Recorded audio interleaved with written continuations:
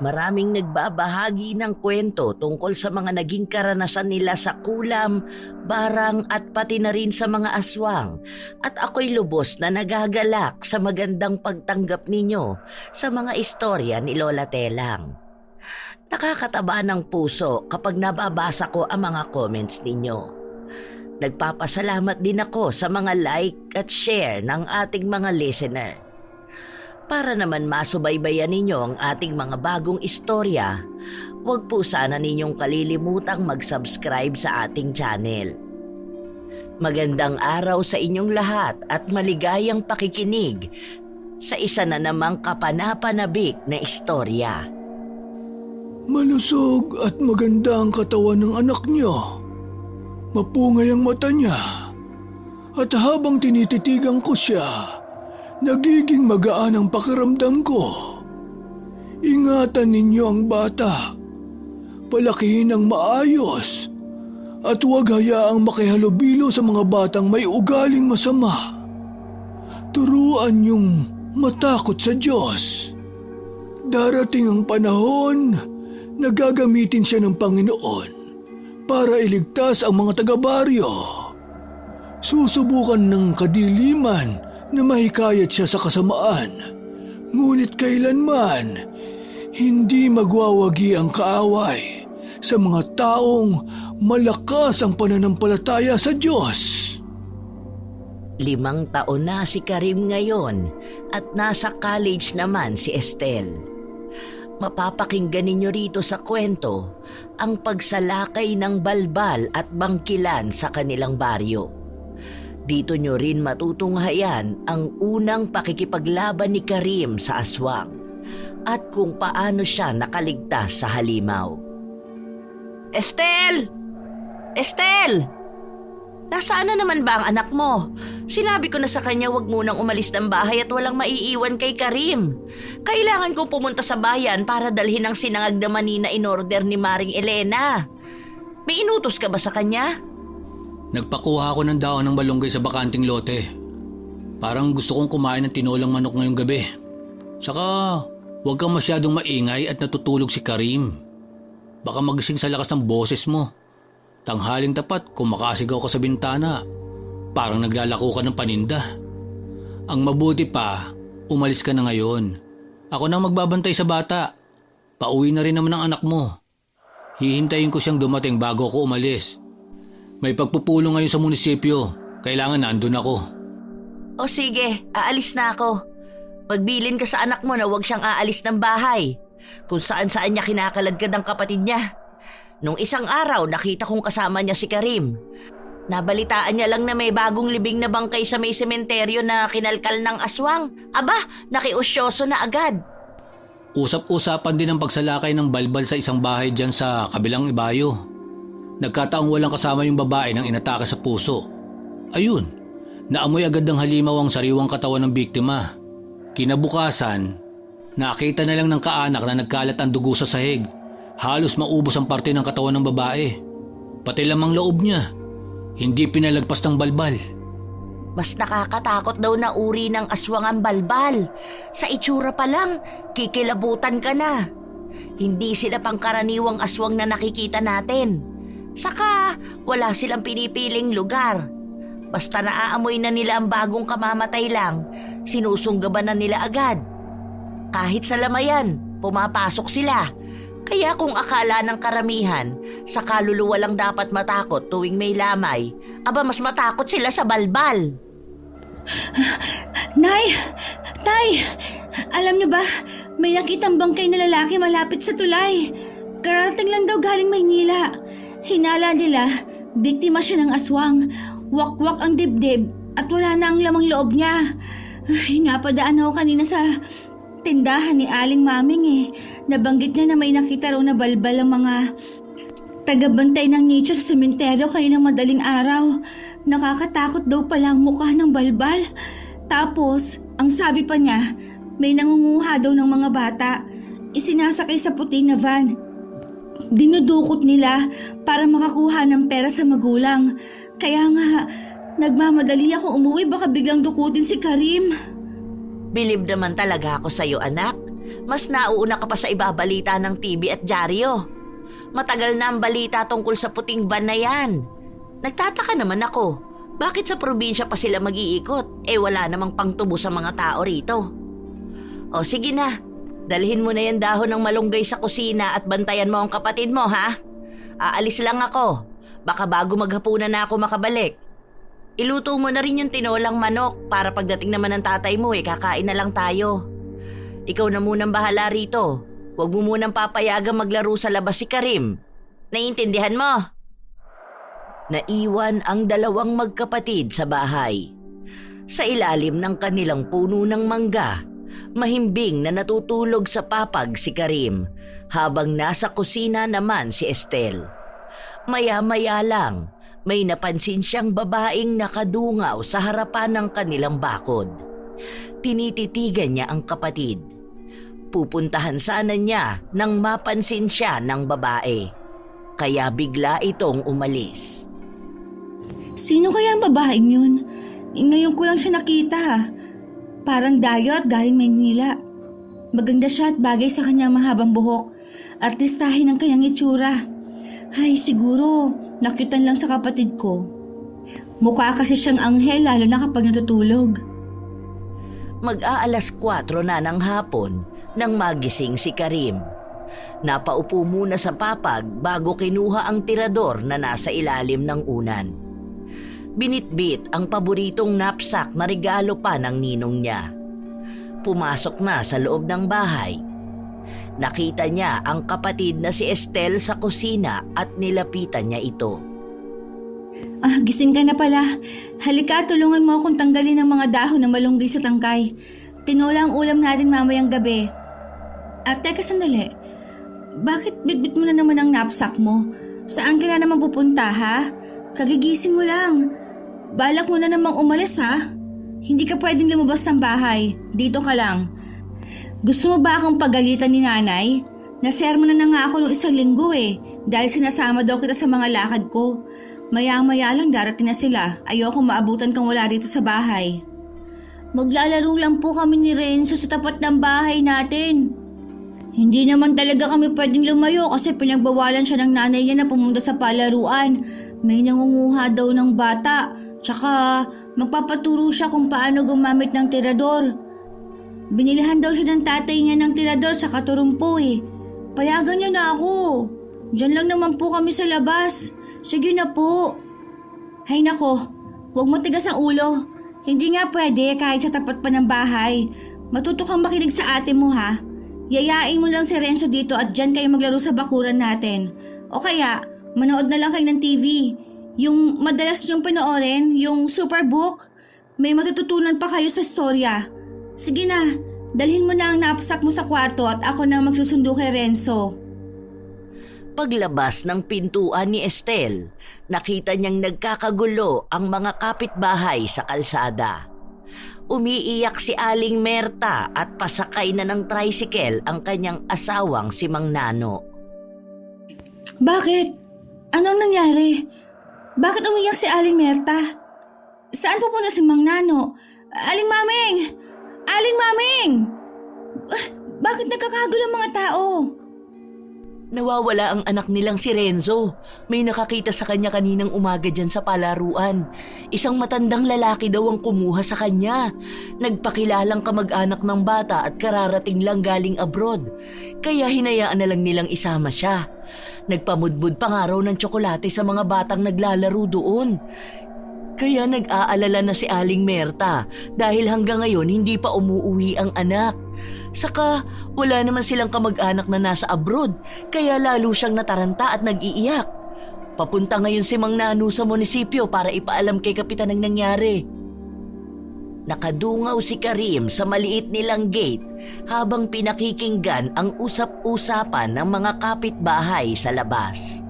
Maya-maya lang, pumasok na siya sa loob ng bahay. Kinuha ang puting panyo sa bulsa at itinali sa ulo. Isinabit ang tirador sa leeg at binitbit ang knapsack. Naglalaman ito ng bala ng tirador, sumpak, laruan na plastik na baril na may lamang banal na tubig, maliit na garapon, nakaplastik na asin at nakatirintas na bawang. Lumapit muna sa altar at nagdasal bago lumabas ng bahay. Nakasalubong niya ang kanyang ate Estelle. Hoy, saan ka pupunta at bakit ganyan ang itsura mo? Para kang lulusob sa gera. Daig mo pa ang antingero. Pumasok ka sa loob, hindi ka pwedeng lumabas. Parating na sila nanay. Kapag nalaman nilang pinayagan kitang umalis, siguradong pagagalitan ako. Sige na, samahan mo ako sa kusina at tulungan mo akong ayusin ang mesa. Narinig ko pong nawawala si Renzo. Hahanapin ko po siya. Kailangan niya po ng tulong ko. Mapapahamak siya kapag hindi ako kumilos. Huwag kang mag-alala ate. Ako po ang bahala. Hindi ako natatakot.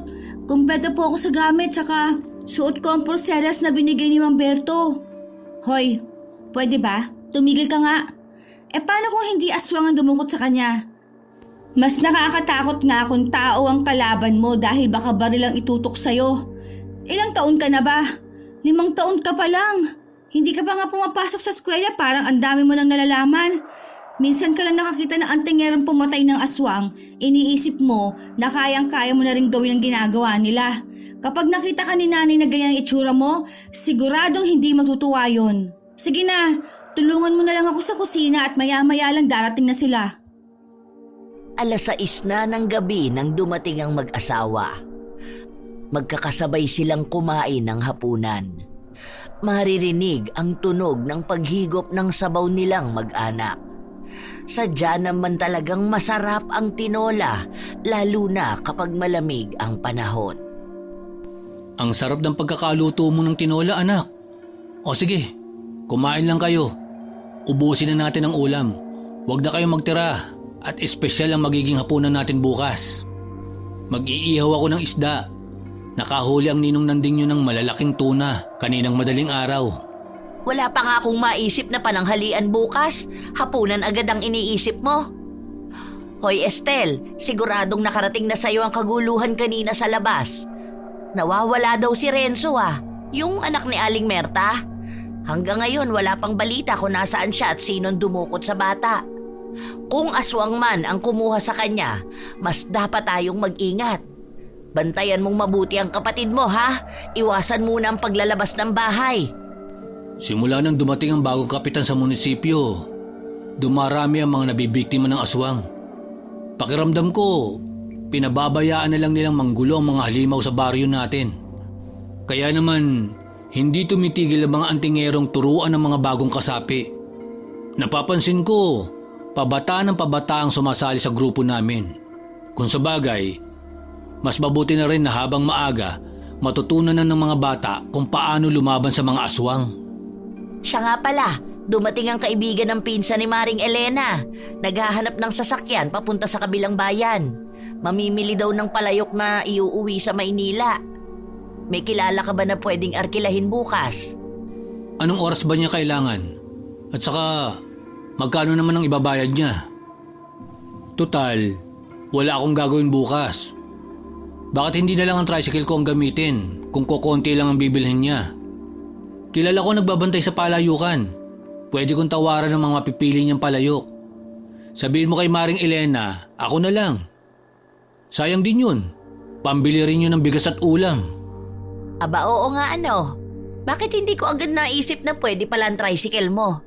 Hindi ko natanong kung anong oras niya kailangan. Agahan mo na lang pumunta bukas sa kanila. Kinabukasan, maagang dumating si Ricardo sa bahay ni Elena. Nadatnan niya ang isang magandang babae na nakatayo sa harapan ng bakuran.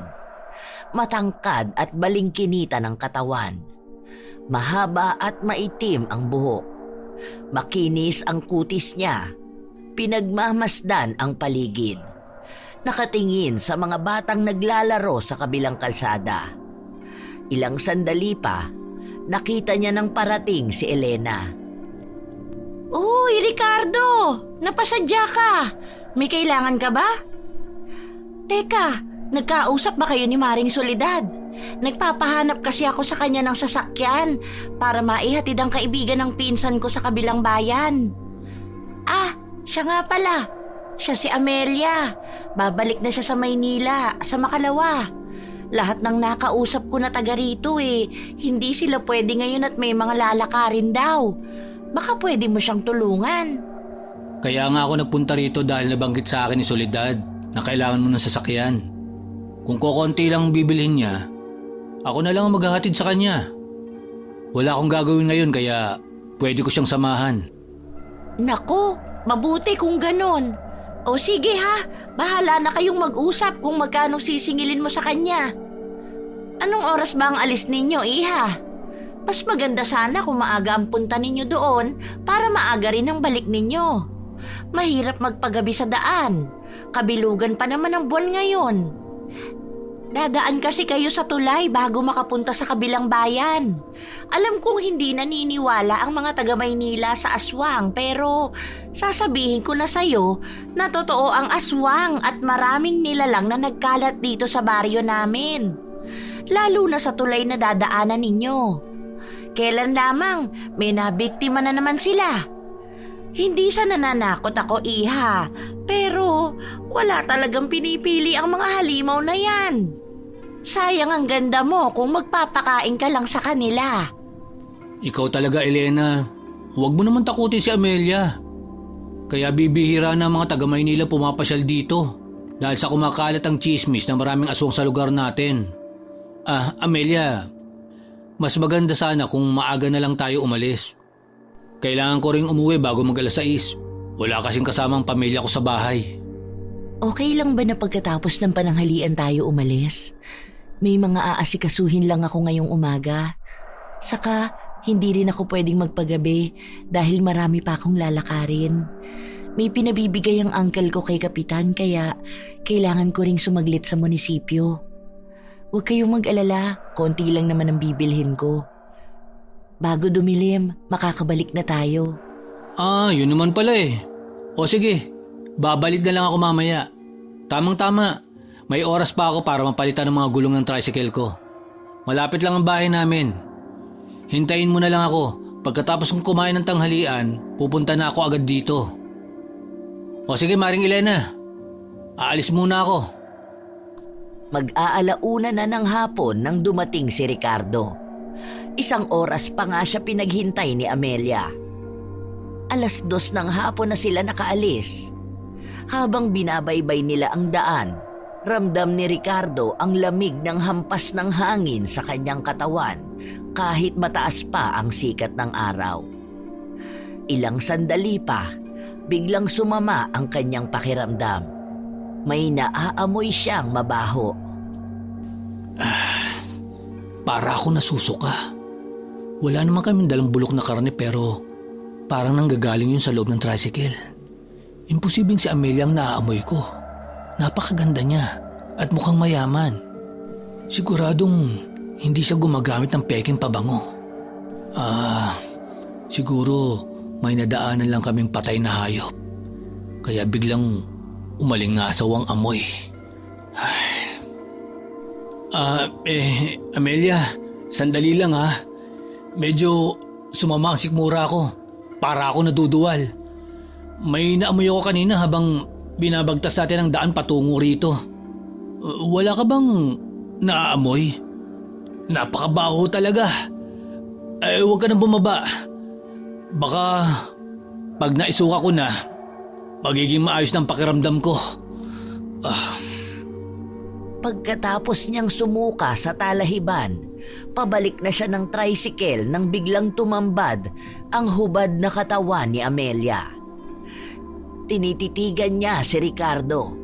Sadyang inaakit niya ito. Biglang nag-init ang katawan ng lalaki. Nakatingin sa katawan ng dalaga. Gusto niya itong yakapin at halikan. Sino nga ba ang hindi matutukso sa kagandahan ni Amelia? Maamo ang mukha, makinis ang kutis at balingkinita ng katawan. Akma na sana niyang hahalikan nang biglang napabalikwas ito. Napakabaho ng hininga ni Amelia, higit pa sa nabubulok na karne. Hindi siya pwedeng magkamali. Sa kanya nang gagaling ang amoy na saksakan ng baho. Teka sandali Amelia. Anong ginagawa mo? Huwag mong gawin dito yan. Baka may makakita sa atin. Pasensya na pero ayoko magkasala sa asawa ko. May pamilya ako at mahal ko sila. Pwede bang magbihis ka muna? Umuwi na lang tayo. Ihahatid na kita kay Elena. Hindi ka ba nagagandahan sa akin? Bakit kailangan mong pigilin ang sarili mo? Halikan mo ko. Walang ibang tao rito kundi tayong dalawa lang. Alam kong gusto mo rin ako. Halikan mo ko, Ricardo. Sabik na ako sa'yo. Kanina pa nagiinit ang katawan ko. Angkinin mo ko, Ricardo. Pakiramdam ni Ricardo, may nagtutulak sa kanya na halikan si Amelia. Hindi niya kayang itanggi, sadyang napakaganda ng babae. Lalong nag-iinit ang katawan ni Ricardo nang haplusin ni Amelia ang dibdib niya. Hinawakan ng lalaki ang pisngi ni Amelia at nang hinalikan niya ito, biglang naramdaman niyang may dahan-dahang isinubo ang dalaga sa bibig niya. Isang perlas na itim. Niluwa niya ito. Nakita niyang nagbago ang anyo ng babae. Kulubot na ang mukha. Nanlilisik ang mata. Lumabas ang matutulis na ngipin. Isang nakakatakot na nilalang ang tumambad sa kanyang harapan. Napasigaw si Ricardo at naitulak niya ang babae. Napaatras siya habang papalapit naman sa kanya ang halimaw. Alam niyang isang bangkilan ang nagtatangkang tuksuhin siya. Tinanggal niya ang kwintas na may palawit na krus sa kanyang leeg at itinapat niya ito sa halimaw. Yun lang ang tanging panangga na meron siya sa mga oras na yon.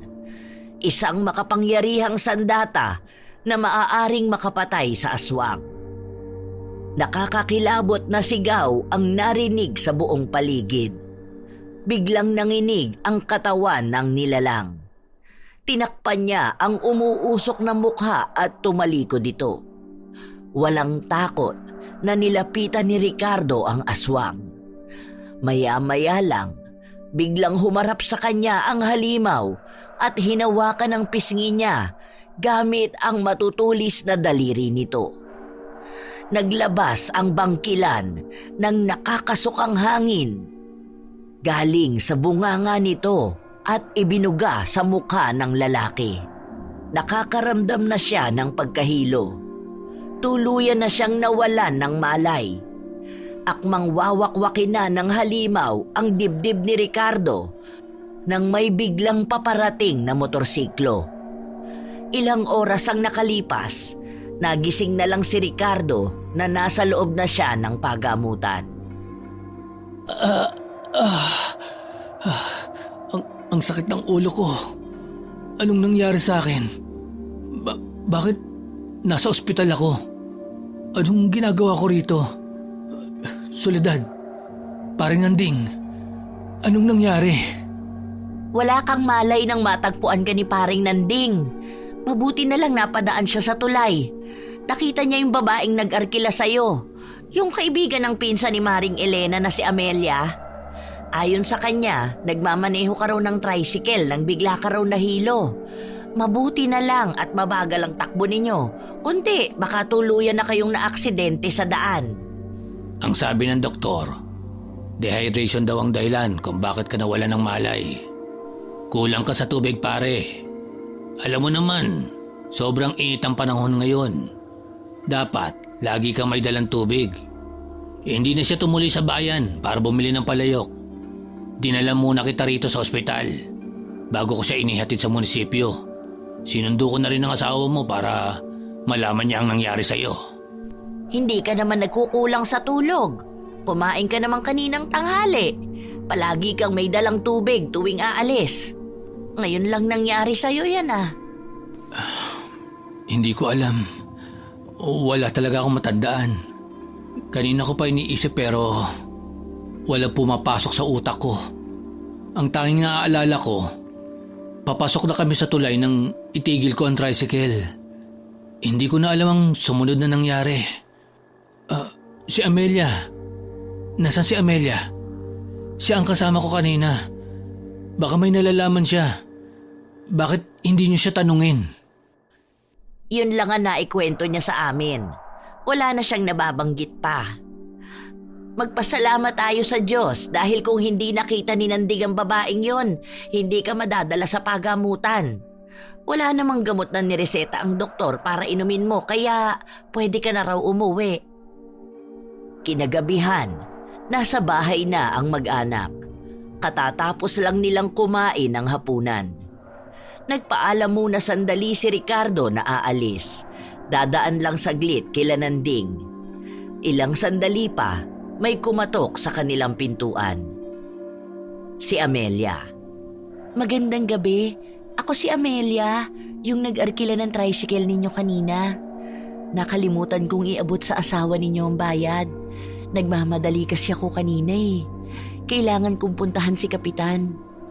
Dumaan ako sa ospital kung saan dinala ang asawa niyo pero hindi ko na siya naabutan. Pinauwi na rin pala siya. Ay, ikaw pala si Amelia. Halika, pumasok ka. Maupo ka muna. Tatawagin ko lang si Ricardo. Kalalabas lang nun eh. Nagpunta lang sandali sa kumpare niya. Estel! Estel, anak! Halika muna rito sa sala. May bisita ang tatay mo. Pupuntahan ko lang siya sa bahay ng ninong Nanding mo. Nakaupo si Amelia sa sofa habang pinagmamasdan si Karim na kanina pa pinaglalaroan ang sumpak at tirador.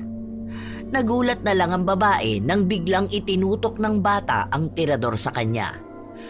Akmang titiradorin na siya nang biglang dumating ang kapatid. Hoy, Karim! Anong ginagawa mo? Bitiwan mo nga yan. Nakakahiya ka talaga. Bisita yan ni tatay. Pumasok ka sa loob ng kwarto, matulog ka na. Pasensya na ho kayo sa kapatid ko. Makulit lang talaga yon, pero wala siyang intensyon na manakit ng tao. Aswang lang ang kinakalaban niyan. Mabait si Karim. Siya nga pala, ako si Estel. Parang pamilyar kayo. Nagkita na ba tayo? Tama. Naaalala ko na. Napadaan kayo sa tapat ng bakuran namin. Nakita kong pinagmamasdan ninyong natutulog kong kapatid sa papag ng kawayan. Siguradong galing kayo ng Maynila. Sa ganda ng kutis ninyo, halatang hindi kayo taga-probinsya eh. Maya-maya lang, dumating na si Soledad. Hindi kasama si Ricardo. Nadatnang kausap ng anak ang bisita. Estel, anak, hanapin mo nga ang tatay mo. Wala siya sa bahay ng ninong mo eh. Baka may binili sa tindahan nila mameng. Puntahan mo muna at sabihin may bisita siya. Yung babaeng nag-arkila sa tricycle kanina. Bilisan mo at gabi na. Nakakahiya naman kung paghihintayin pa siya ng matagal. Hindi na bale. Iiwan ko na lang sa inyo ang bayad. Kailangan ko pa kasing ayusin ang mga gamit ko. Pakisabi na lang sa asawa ninyo kung wala siyang lakad sa Webes. Magpapahatid ako sa terminal ng bus. Babayaran ko na lang siya. O sige, sasabihin ko. Papupuntahin ko na lang siya kay Maring Elena. Minsan kasi biglaan ang mga lakad ng asawa ko kaya hindi ako makakasagot sa iyo ngayon.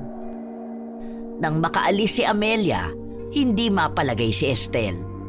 Pakiramdam niya, parang may bumabalot sa pagkatao ng babae. Kaduda-duda ang kinikilos niya. Hindi rin niya gusto ang amoy ng babae. Masangsang. Parang ilang linggong hindi naligo. Nay, wala ka bang napansin sa babaeng yon? Nahihiwagaan ako sa kanya. Hindi makatingin sa atin ng diretsyo eh. Masama ang kutob ko. Parang may bumabalot sa kanyang pagkatao. Minsan ko na siyang nakita nakadungaw sa bakuran natin. Tinitingnan ang pagtulog ni Karim sa papag. Hindi kaya isa siyang aswang? Saka ang baho ng amoy niya. Parang nabubulok na karne ang hininga. Pakiramdam ko, aswang ang babaeng yun. Mag-aalas 9 na ng gabi. Maliwanag ang buwan. Ramdam mong tulog na ang mga kapitbahay. Nakakabingi ang katahimikan sa paligid. Ilang sandali pa, biglang humampas ang malakas na hangin. Maririnig mo ang kahol ng aso sa labas. Nakakakilabot ang sunod-sunod na pag-ungol nito. Senyales na may mga nakikita silang masamang nilalang na gumagala sa kalsada. Habang mahimbing na natutulog ang mag-asawa, nagising si Estel sa kaluskos na naririnig sa labas ng kwarto. Napansin niyang wala si Karim sa tabi niya. Bukas din ang bintana. Bumangon siya, lumabas ng kwarto. Laking gulat niya nang makitang bahagyang bukas ang pinto ng kusina. Inay! Itay! Si Karim! Nawawala si Karim! Gumising kayo! Hindi ko alam kung nakalabas siya o may dumukot sa kanya. Pagising ko, wala na siya sa tabi ko. Nawawala si Karim! Nataranta ang mag-asawa. Pabalik-balik si Estel, hindi mapakali. Nag-aalala habang hinahanap ang kapatid sa loob ng bahay. Kinuha ni Ricardo ang kanyang bolo at buntot pagi. Nang isasara na ni Soledad ang bintana sa kwarto ng anak, nakita niya si Karim sa labas. Nakatayo sa ilalim ng kanilang puno ng mangga. Ang mga laruan niya na palaging nakasilid sa kanyang knapsack tulad ng sumpak, mga bato, ilang bala ng tirador at mga pangontra na ginagamit sa pagsugpo ng aswang. Nakita niyang nakalatag at nakapatong sa papag na kawayan. Napansin niyang hawak ni Karim ang tirador na para bang may gusto siyang tamaan. Napatulala siya nang makita ang halimaw na may pakpak na nakaupo sa bakod na semento. Nakatingin sa anak. Nanlilisik ang mga mata. Matutulis ang mga kamay. Naglalaway. Handang salakayin ang bata anumang oras. Tinakpan ni Soledad ang kanyang bibig. Pinipigilan na huwag sumigaw. Natatakot na baka saktan ng halimaw ang anak. Wala siyang magawa para iligtas siya. Tanging mataimtim na dasal ang naging sandata ni Soledad. Nang bigla na lang niyang narinig ang nakakakilabot na sigaw ng halimaw. Tinamaan na pala ni Karim ang mata ng aswang. Umuusok ang mukha.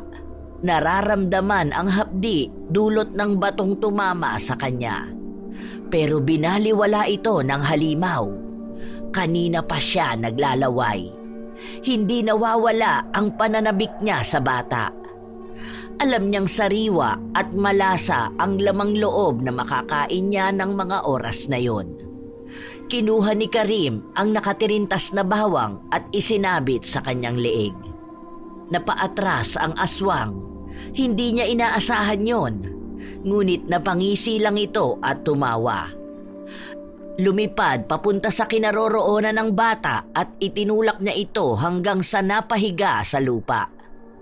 Handa na niyang wakwakin ang tiyan ni Karim. Patuloy ang paglalaway nito nang bigla na lang napasigaw ang aswang. Nakakakilabot ang maririnig sa paligid. Tinamaan na pala ng buntot pagi ang mukha ng nilalang. Hoy halimaw! Ako ang harapin mo! Huwag mong idamay ang bata! Maswerte ka, inunahan ka ng labanan ng anak ko. Patikim pa lang yan. Wala kang kapangyarihan. Kampong ka ng dilim. Isa kang masamang nilalang. Hindi ka nababagay sa mundo ng tao. Mamamatay ka na! Nagkaroon ng matinding labanan. Pero sadyang mas malakas ang hawak na buntot pagi ni Ricardo. Wala nang kalaban-laban ang aswang. Mabuti na lang, dumating na ang ibang antingerong nagpapatrolya sa lugar. Handa nang wakasan ang buhay ng halimaw. Ngunit sadyang mabilis ang kilos ng aswang. Nakalipad pa ito papunta sa matataas na talahiban. Hinabol ito ng mga antingero, pinalibutan ang lugar. Hindi nila hahayaang makatakas ang nilalang. Narinig nila ang nakakagimbal na sigaw. Senyales na tinamaan siya ng hinagis na matutulis na kawayan. Ilang sandali pa, nilapitan ng mga antingero ang naghihingalong aswang. Sinigurong napatay nila ang halimaw. Ilang oras na lang bago sumikat ang araw. Kahit wala pang tulog ang mag-anak, hinanda na ni Soledad at Estel ang kanilang almusal. Pagkatapos patulugin ni Ricardo si Karim, lumabas siya ng bahay at nakibalita sa mga antingerong nakatayo sa harapan ng bakuran nila. Kahit ako, nagulat sa ginawa ng anak ko. Hindi rin ako makapaniwala na lakas loob niyang hinarap ang aswang.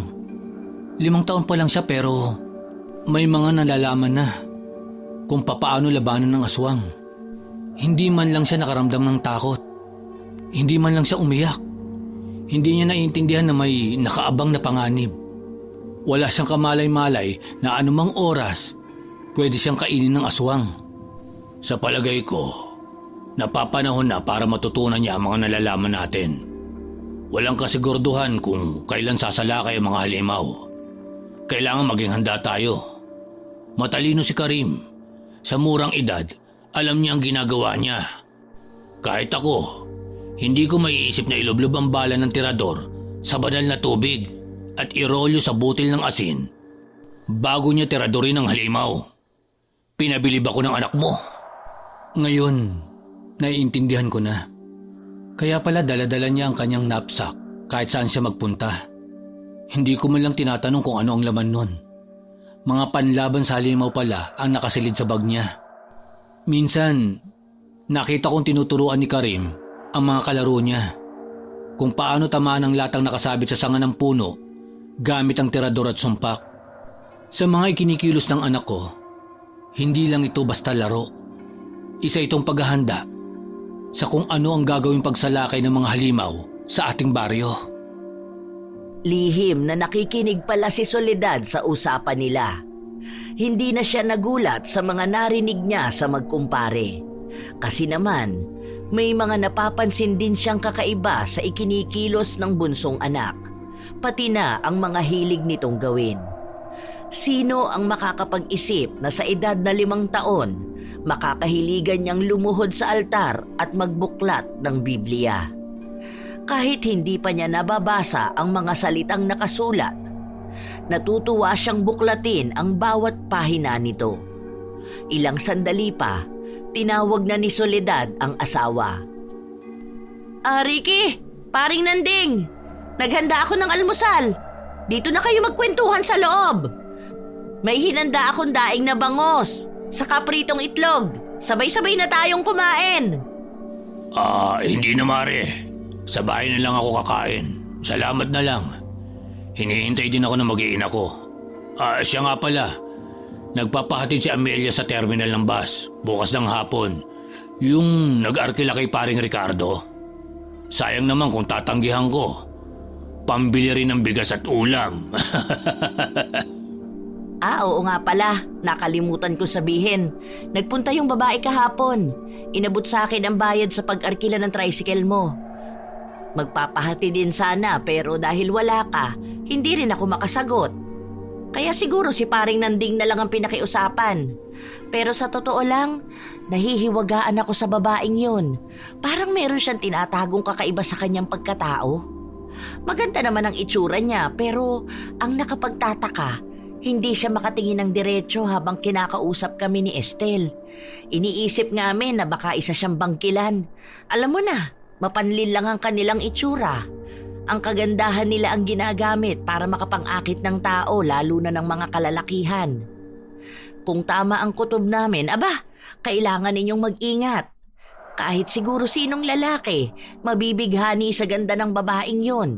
Mabuti na lang at hindi ka natukso, Ricardo, nung mga oras na magkasama kayo. Naku, malaman ko lang talaga na ng babae ka. Iiwanan ka namin ng mga anak mo. Ipapakain pa kita sa aswang. Hindi sila nakaimik sa sinabi ni Soledad. Nagkatinginan lang ang magkumpare pagkatapos marinig yun. Kahit sila, naniniwala rin na isang bangkilan si Amelia. Katunayan, may binabalak na ang dalawa. May binubuo na silang plano at ang ibang antingero para mapatay ang babaeng halimaw.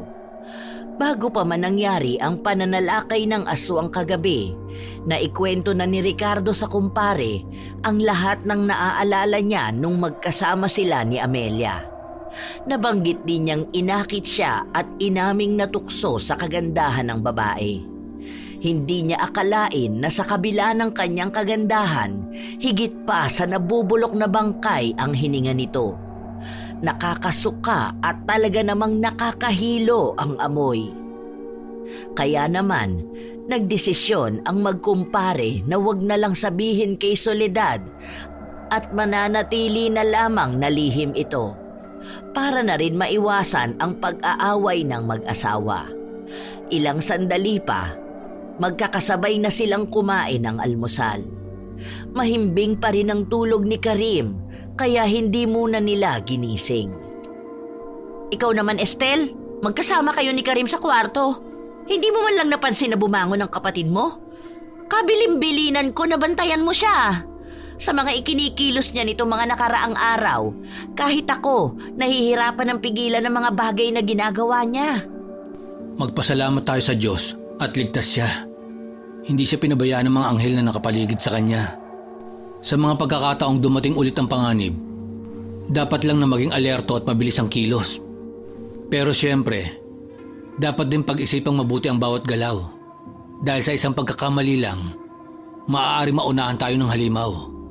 Hindi rin tayo pwede magkulang ng sandata. Kailangan palagi may reserbang panangga. Maging mapagmasid at mapagmatsyag sa buong paligid, lalo na sa panahon ngayon. Mahirap malaman kung sino ang halimaw at kung sino ang hindi. Isang ordinaryong tao lang sila kung titignan.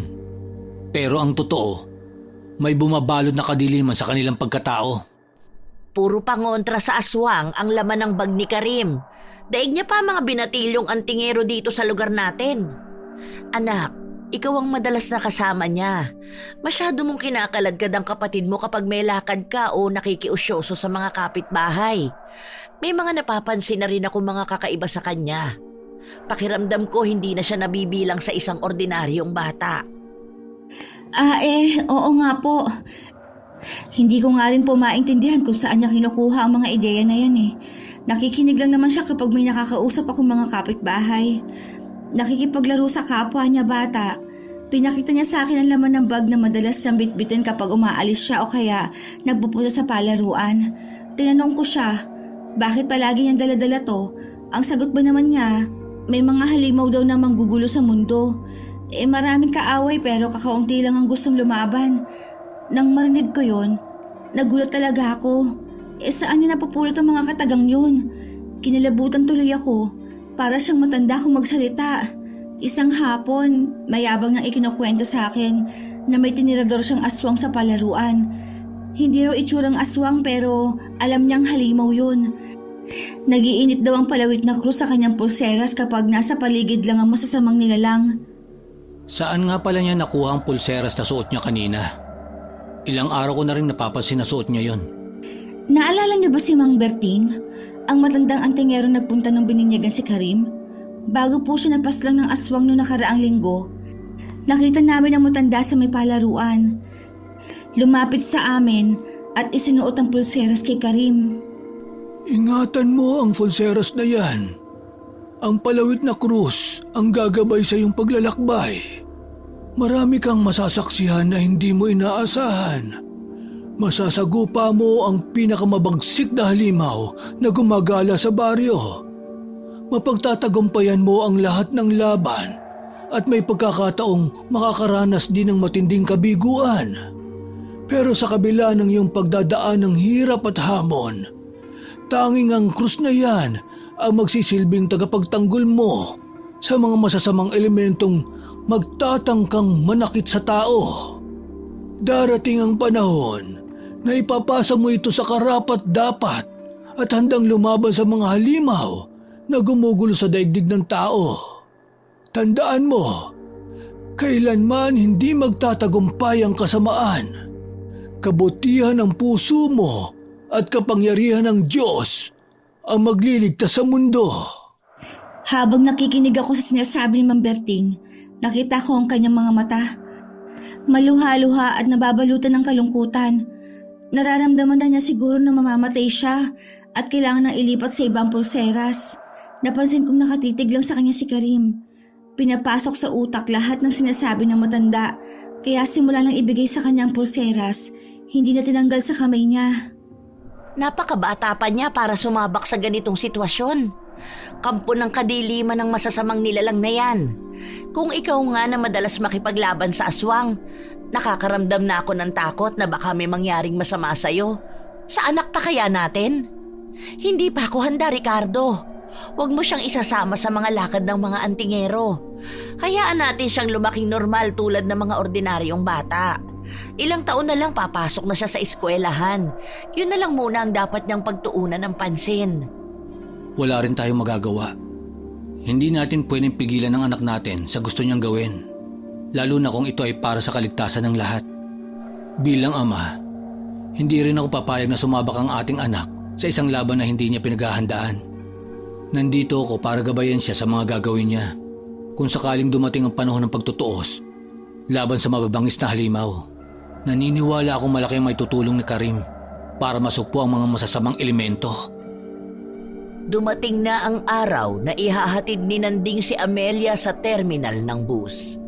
Hinahanda na rin ni Ricardo ang mga gamit at sandata na gagamitin sa kanyang pag-alis. Papunta siya sa tulay. Aabangan ang pagdating ni Nanding. Sa pangalawang pagkakataon, magkikita ulit sila ni Amelia. Hihintayin niya ang pagpapalit ng anyo ng babae bilang bangkilan. Pinag-isipang mabuti ng magkumpare at ng ilang mga antingero ang pagpatay sa babaeng halimaw. Oh, saan ka pupunta? Bakit dala mo ang mga sandatang yan? Hindi pa naman sumasapit ang gabi para maghanap ka ng halimaw ah. Saka wala pa ako nababalita ang lumabas ang mga aswang sa tanghaling tapat. Dadaan muna ako sa munisipyo. Nandun ang ibang antingero. Hindi ba sinabi sa'yo ni Mameng? Natagpo ang patay si Kapitan kagabi sa may bakanting lote. Nakahubad at wakwak ang dibdib nang makita ng mga kapitbahay. May itim na perlas na nasa kamay niya.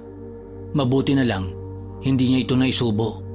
Kung nagkataon, madadagdagan na naman ang mga lahi ng aswang. Suspecha ng taga rito, bangkilan ang sumalakay sa kanya.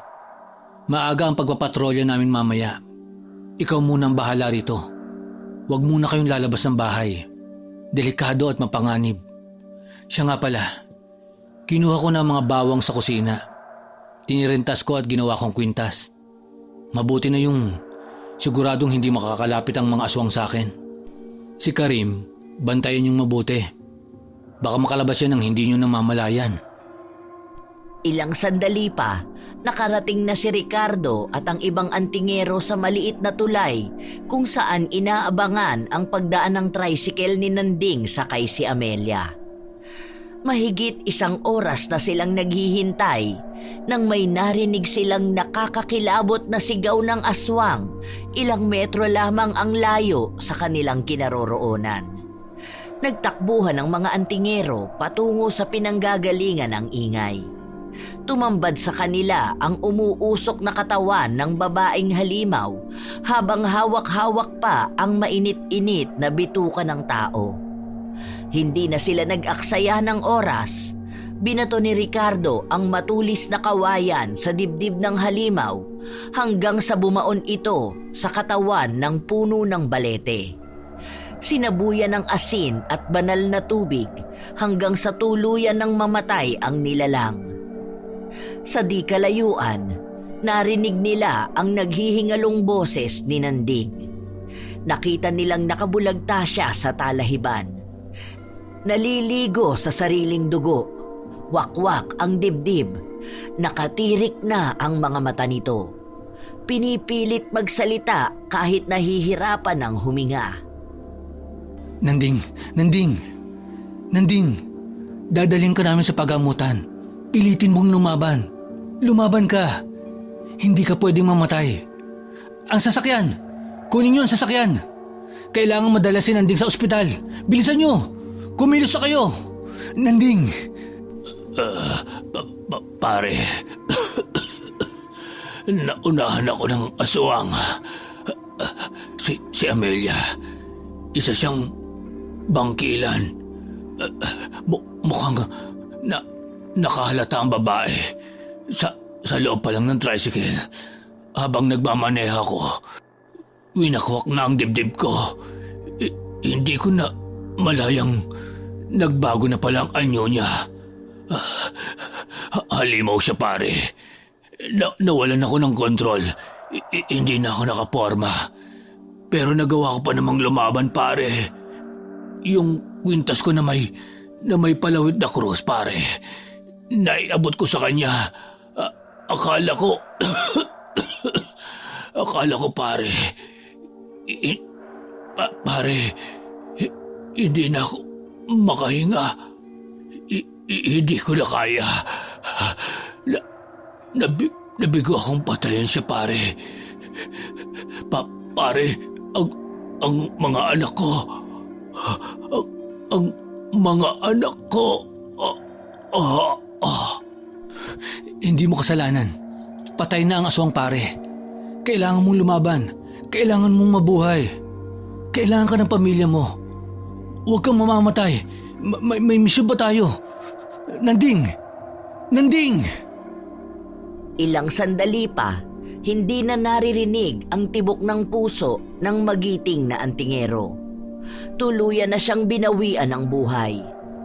Dahan-dahang ipinikit ang nakadilat na mata ng kaibigan. Sa mga sandaling yun, mababanaag ang kalungkutan sa mukha ni Ricardo. Hindi niya mapigilang umiyak. Bago isinakay sa jeep ang katawan ni Nanding, nag-alay muna sila ng dasal at pagkatapos, ibinalot siya sa puting kumot. Kinagabihan, dinala ang bangkay ni Nanding sa punerarya malapit sa munisipyo. Hiling ng naiwang pamilya na 2 gabi lang siyang paglalamayan bago dalhin sa huling hantungan. Nagsimula ng magsidatingan ang ilang kamag-anak, kapitbahay at mga antingerong nakasama niya. May mga nakabantay ding tanod sa labas. Mababakas sa mga mukha ng mga dumalo ang panghihinayang. Isa kasi si Nanding sa pinakamagaling at masipag na antingero sa kanilang baryo. Nakakalungkot isipin dahil namatay siya sa kamay ng isang aswang. Pero itinuturing siyang bayani dahil hindi na mabibilang ang kanyang mga napatay na halimaw. Kinabukasan, 9:00 ng umaga, dumating na si Ricardo kasama ang buong pamilya. Nadatnan niya ang naulilang asawa at anak ni Nanding. Magandang araw sa inyo. Nakikiramay ako sa pagkawala ni Nanding. Masakit para sa akin na mawala ng isang matalik na kaibigan. Ibiniling kayo ni Nanding sa akin bago siya mamatay. Kung kailangan niyo ng tulong namin, huwag kayong mahihiyang magsabi. Maraming salamat. Hindi naman talaga natin hawak ang buhay ng tao. Diyos lang ang nakakaalam kung kailan tayo kukunin. Mahirap ang mawala ng asawa. Nakakalungkot man pero ipinagmamalaki ko ang kabayanihan na ginawa niya sa ating baryo. May dala nga pala kaming sinangag na mani at kape para sa mga naglalamay. Saka konting tulong na rin para sa inyong mag-iina. Kailan ba ililibing si paring Nanding? Ano bang plano mo? Baka may maitulong kami ni Ricardo. Malakas ang pang-amoy ngayon ng balbal. 4 na ang namamatay na taga rito sa loob lamang ng 3 araw. Muntik pang kalkalin ng halimaw ang bangkay ni Kapitan sa sementeryo. Mabuti na lang at may mga tano doon sa kanyang libingan. Ang hinihiling ko lang sana ay mabantay ang mabuti ang pinaglibingan ng asawa ko kahit 20 araw lang. Kinuha na ng halimaw ang laman loob ni Nanding at ayokong dumating ang pagkakataon na kalkalin ng balbal pati ang kanyang libingan. Kami ang bahala. Sisiguraduhin namin hindi makakalapit ang halimaw sa katawan niya. Kakausapin ko ang bagong itinalagang kapitan sa munisipyo na maglagay ng 4 na tanod dito para magbantay 24 oras hanggang sa mailibing ito. 2 kasama namin ang tingero naman ang magpapatrolya sa sementeryo. Habang nakikipag-usap sa loob ng punerarya ang mga magulang ni Estel, abala naman siyang nakikipagkwentuhan at nakikinig sa mga usap-usapan ng mga kapitbahay sa labas. Yung kaibigan ng pinsan ni Aling Elena pala ang bangkilan. Sinong mag-aakalang sa ganda ng babaeng yun eh? Isa palang aswang. Mabuti na lang at hindi na biktima ang tatay mo, Estel. Kung nagkataon, baka isa na rin siya sa pinaglalamayan ngayon. Iba na talaga ang pakiramdam ko sa kanya nung una ko siyang nakita. Mas lalong lumakas ang kutob ko nung pumasok siya sa loob ng bahay namin. Nakakasuka ang amoy niya at tuwing magsasalita siya. Malalanghap mo ang hininga niya na saksakan ng baho. Hindi nga makatingin sa amin ni nanay Pero grabe namang makatitig kay Karim. Kulang na lang lamunin niya ng buong kapatid ko.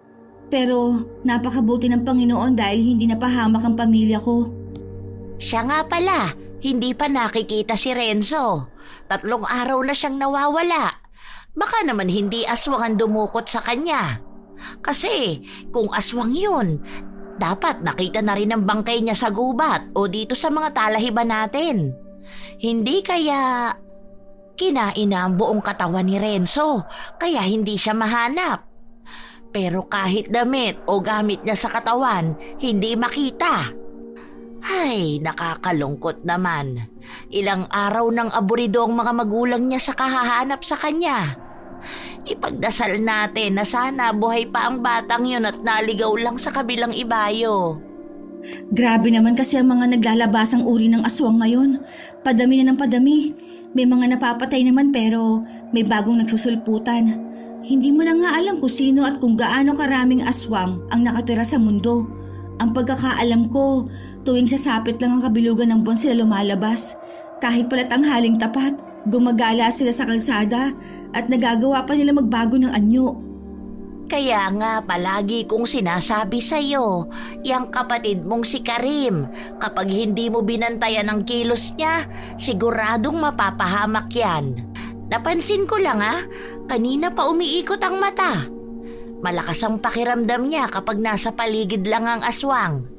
Ako tuloy ang ninenerbyos. Papasukin mo muna kaya sa loob ang kapatid mo.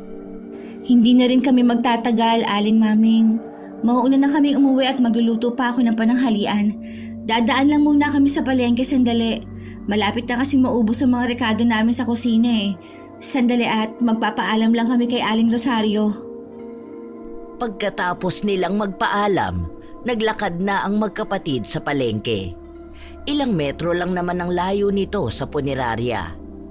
Habang pumipili ng bibilhin nila, may biglang kumalabit na matandang pulubi sa kanya. May peklat sa muka at putol ang kanang kamay nito. Namamalimos po. Pahingi naman po ng konting tulong. Hindi pa ako kumakain. Kahit pambili lang ng bigas para sa mga apo ko. Sige na, Ining. Kahit magkano lang. Maawa ka na sa pulubi. Eto po, Tatang. Pasensya na at yan lang ang barya ko. May bibilin pa kasi kami Tayo na, Karim, at tanghali na tayo. Maya-maya lang, naglakad na papalayo ang matanda habang sinusundan ni Karim ito ng tingin. May napansin siyang nakasabit sa bulsa ng pulubi. Hindi siya pwedeng magkamali. Yun ang tirador ni Renzo na ipinagmamalaki sa kanya na ibinigay ng tatay niya. Ate Estel, nakita ko ang tirador ni Renzo. Nasa bulsa ng matandang pulubi. Halika, sundan natin siya. Baka alam niya kung nasaan si Renzo. Sige na, ate. Mamaya na tayo umuwi. Alamin natin kung saan siya pupunta. Tapos, sabihin natin kay tatay. Sige na, bilisan na natin. Ha? Sandali. Paano kung sindikato yan? Kasabot siya ng may-ari ng puting van. O kaya, baka aswang yan na magbabalat kayo lang na tao. Ikaw naman, Karim. Mapapahamak tayo sa iniisip mo Pagagalitan tayo ni nanay kapag hindi niya tayo nadatna sa bahay. Ay, o sige na nga. Sundan na natin ang matanda. Hindi rin naman ako mapapalagay Basta, huwag kang magpapahalatang sinusundan natin. Teka, bakit hindi mo dala ang knapsack mo? Paano kung aswang ang matandang yan? Wala man lang tayong panangga sa kanya. Kaya bang pumatay ng aswang ang tirador at sumpak na dala mo? Dali-dali nilang sinundan ang matandang pulubi. Hindi napansin ng magkapatid na malayo na pala ang nilakad nila. Nakarating sila sa isang maliit na abandonadong imbakan ng mga kahon. Ilang metro lang ang layo sa sentro ng palengke.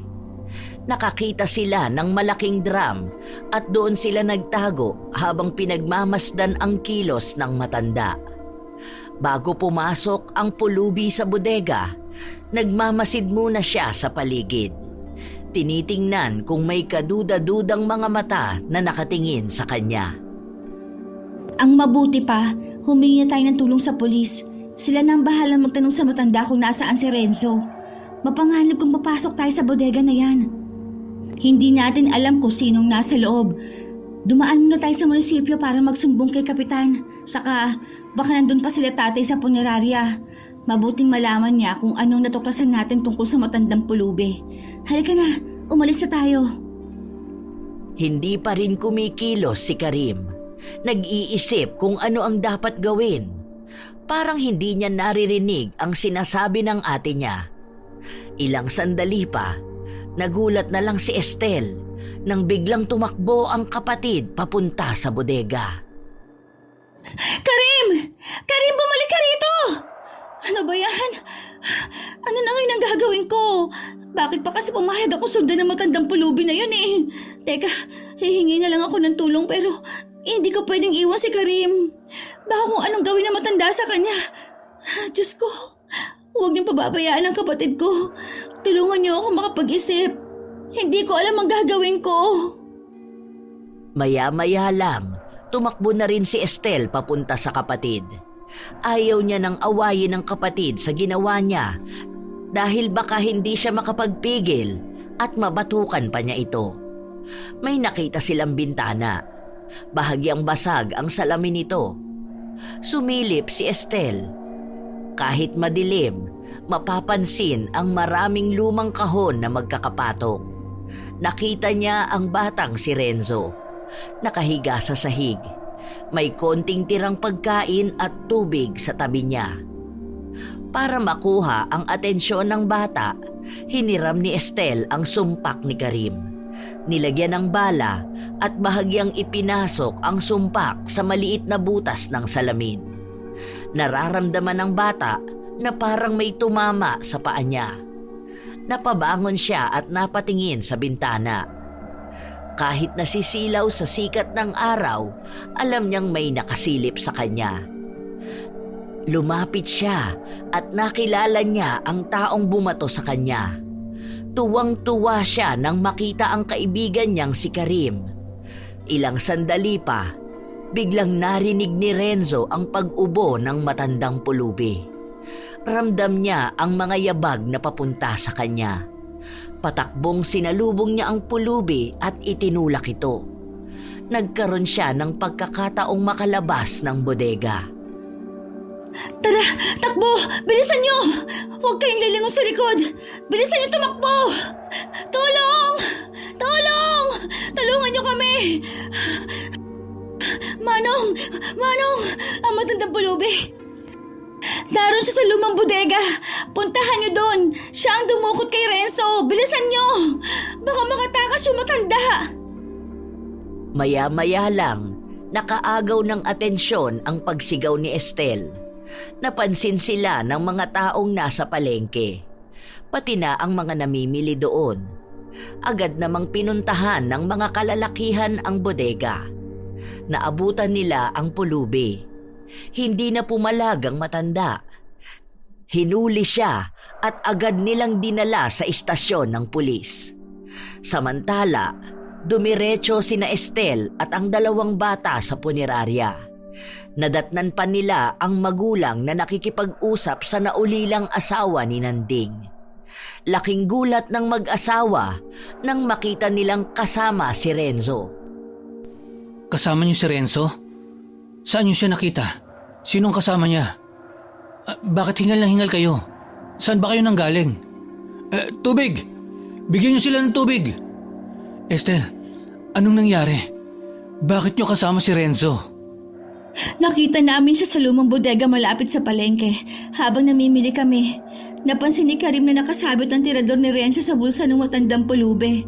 Sunundan namin yung matanda hanggang sa makarating kami sa lumang bodega. Sa may imbakan ng mga kahon. Doon namin nakita sa loob si Renzo. Ano? Nakarating kayo doon? Aba, ang layo nun ah. Hindi niyo ba alam na delikado ang ginawa ninyo? Pwede kayong mapahamak. Paano kung sinaktan kayo ng matanda? Saka bakit nandoon si Renzo? Nasaan ang matanda? Renzo, iho, ano ba talaga ang nangyari? Paano ka napunta sa bodega? Yung matanda ba ang dumukot sa'yo? Opo, nandun po ako sa palaruan nang lapitan niya ako noon. Sabi niya may alam daw siyang lugar na pwede akong maglaro. Tuturuan daw po niya akong gumamit ng tirador, tapos binigyan po ako ng chocolate. Marami pa raw chocolate sa pupuntahan namin, kaya po sumama ako sa kanya. Yan na nga ba ang sinasabi ko eh. Huwag kayong basta-basta sumasama sa mga taong hindi ninyo kilala.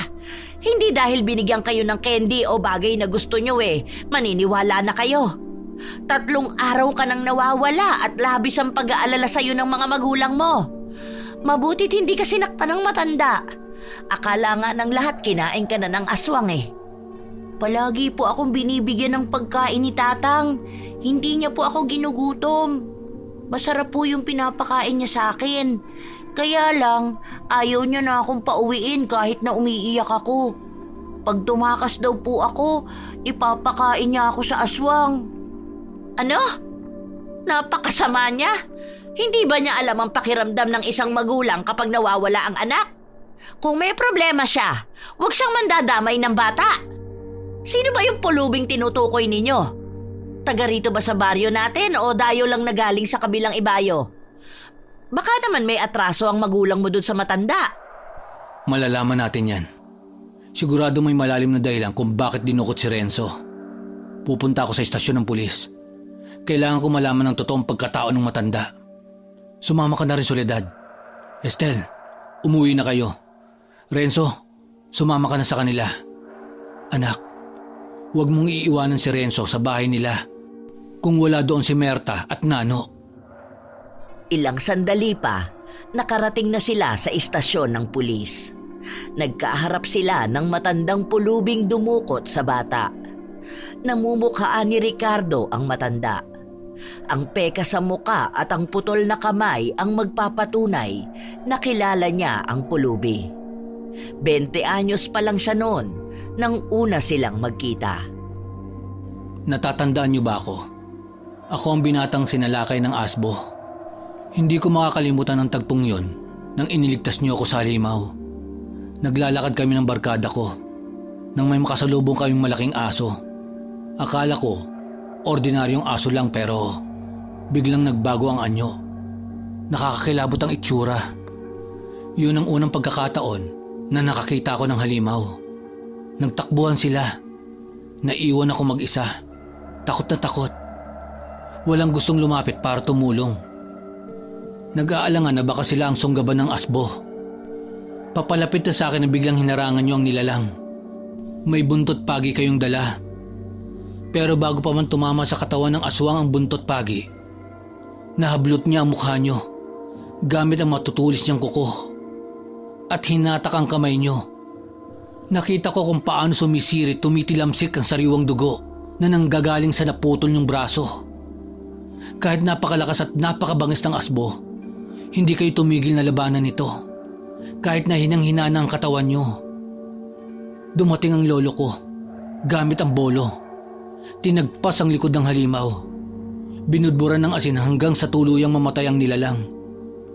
Pagkatapos ng tagpong yon, hindi ko na kayo nakita. Nawala na kayong parang bula. Hinanap ko kayo. Pero bigo ako. Hindi ko inaasahang kayo palang matandang pulubing sinasabi nilang dumukot sa bata. Oo, natatandaan kita. Nang dahil sa pangyayaring yon, naging baltado ako at wala nang silbi sa lipunan. Pinagsisisihan ko ang ginawa kong pagliligtas sa iyo. Malaki ang pangarap ko sa buhay. Gusto kong maging kilalang antingero sa baryo natin. Matapang, malakas, at walang inuurungan na halimaw. Pero nang dahil sa itsura ko, biglang tumigil ang ikot ng mundo. Pinagtatawanan ng tao, pinandidirihan, inaalpusta, kinasusuklaman. Sinubukan kong makisapi sa mga antinghero pero wala daw akong karapatan. Walang kakayahan na lumaban. Simula noon, mas pinili ko na lang na maging miserable ang buhay ko. Sapat na sa akin ang mamalimos, mamuhay ng mag-isa.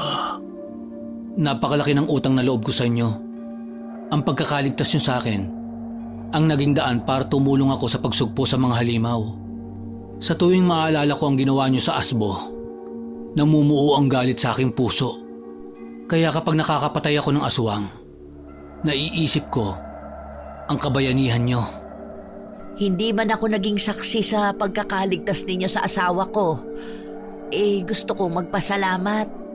Tumigil man ang ikot ng mundo, hindi dahilan para basta na lang kayo susuko sa laban. Mahirap man tanggapin ang sinapit ninyo, pero hanggat nabubuhay kayo, humihinga, may natitira pang lakas, may pag-asa pa kayong abutin ng pangarap na minsang natabunan ng mapait na nakaraan. Maaari ko bang malaman ang dahilan kung bakit niyo dinukot si Renzo? Labis na nag-alala ang kanyang magulang simula nang mawala ang anak nila. Walang mabigat na dahilan. Nang makita ko ang batang naglalaro ng tirador, nakikita ko ang sarili ko sa kanya. Habang pinagmamasdan ang paghila niya ng goma, alam kong hindi niya matatamaan ang nakasabit na lata. Nilapitan ko ang bata. Itinuro ko ang tamang paggamit ng tirador. Nang tamaan ko ang lata, hinangaan niya ako. Bilib na bilib sa akin. Nakaramdam ako ng saya. Gumaan ang pakiramdam ko.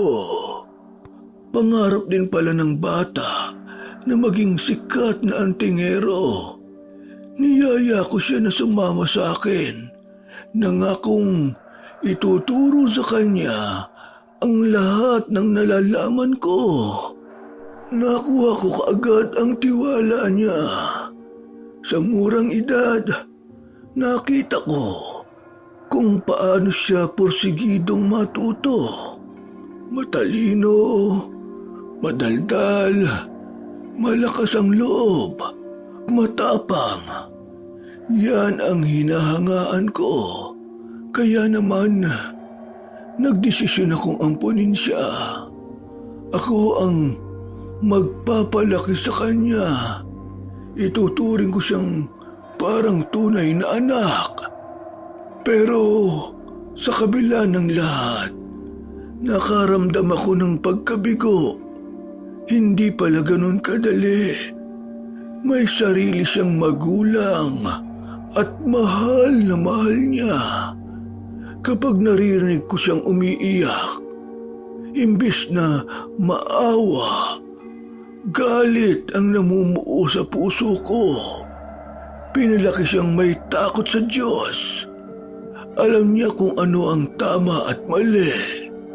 Mga bagay na hindi ko kayang ipagmalaki sa sarili ko. Hindi ko kayo masisisi. Dahil sa mapait na sinapit ninyo, nagawa ninyong magalit sa mundo. Pero walang kasalanan ng bata para idamay. Hindi siya ang sasalo sa isang pangarap na hindi natupad. Kayo lang ang makakatulong sa sarili ninyo para makamit yun. Kapag tinapat ka sa tunay na laban ng mundo, wala kang kakampi kundi ang sarili mo. Makahulugan at malaman ang mga binitiwang salita ng mag-asawa sa matanda. Sa pagkakataong yun, mababaka sa mukha niya ang labis na pagsisisi. Kahit hindi niya aminin, totoo lahat ang narinig niya at hindi maikakaila na malaking kasalanan ang kanyang ginawa. Pansamantalang ikinulong muna ang pulubi habang hinihintay ang pagdating ng magulang ni Renzo para sa formal na pagsasampa ng reklamo laban sa kanya. Kailangan naming hintayin ang magulang ng bata. Sa ilalim ng batas, ang pagdukot o pagkidnap ay isang krimen na hindi pinalalagpas ng kapulisan. Dapat lang na managot siya sa kasalanang ginawa niya. Ngayon, kung sakali mang wala ng balak magreklamo ang magulang, mananatili siyang malaya at hindi namin nahadlangan ang pamamalimos niya sa palengke. Naiintindihan ko. Sumusunod lang naman kayo sa sinasabi ng batas. Hindi rin kami makakasagot sa kung ano ang magiging desisyon ng magulang. Sa palagay ko naman nagsisisi siya sa ginawa niya. Hindi naman siya masamang tao tulad ng iniisip ng iba. Biktima rin siya ng mapanghusgang mundo. Kung ako lang ang masusunod, sana mabigyan pa siya ng pagkakataon. Baka sakaling yun ang magbibigay sa kanya ng pag-asang baguhin ang buhay niya. Makalipas ang ilang oras, nakauwi na rin ang mag-asawa sa bahay. Nakahanda na rin ang kanilang pananghalian. Nagluto si Estel ng sinigang na baboy at piniritong isda. 2:00 na nang makakain sila ng pananghalian. Hindi maiiwasan na hindi pag-usapan ang nangyaring kaguluhan sa kanilang baryo, pati na ang pagsalakay ng aswang sa kanilang bahay. Nay, kung sakali bang si Karim ang kinidnap ng matandang pulubi, magagawa niyo rin bang patawarin siya? Mahal ko kayo, kaya natural lang na magalit ako sa taong gagawa ng masama sa inyo. Totoong mahirap, pero kailangan kong turuan ang sarili kong magpatawad para hindi ako maging biktima ng pagkakamali ng iba. Hindi dahil kailangan niya ng pagpapatawad. Gagawin ko yon dahil gusto ko ng katahimikan. Higit sa lahat, yan ang kagustuhan ng ating Panginoon. Ang mahalin ang mga taong nakasakit sa atin at ang magpatawad para tayo patatawarin din. Sana'y nagustuhan ninyo ang ibinahagi kong kwento ngayong araw. Isang kwentong kapupulutan na naman ng aral. Totoong may masasamang elementong gumagala sa mga liblib na baryo. Pero hindi pinahihintulutan ng Diyos na sila ang maghahari sa mundo ng tao. Nagpadala siya ng mga anghel para labanan ang kasamaan. Sa kabilang banda, totoong mahirap magpatawad. Pero wala kang mapapala kung magtatanim ka ng galit sa iyong kapwa. Ang pagpapatawad ay isang desisyon. Kung paiiralin mo ang emosyon, asahan mong habang buhay na itong nakatatak sa iyong puso. Shout out sa ilan nating masusugid na tagapakinig. Nailen A. Alaba, Joshel De La Torre, Rose Ann Rama, Kik Z. Ronyo, Bex B. Panuelos, Michelle De Mariano, 1138 Tamarind, Larabel Piquero, Odessa Lejano, Naima Makasimbar, Maribel Santiago, Rosalinda Bustillo, Kimi 9296, Wacy Centino, at JP Baredo. Ito ang inyong Lola Telang at maraming salamat sa inyong pakikinig.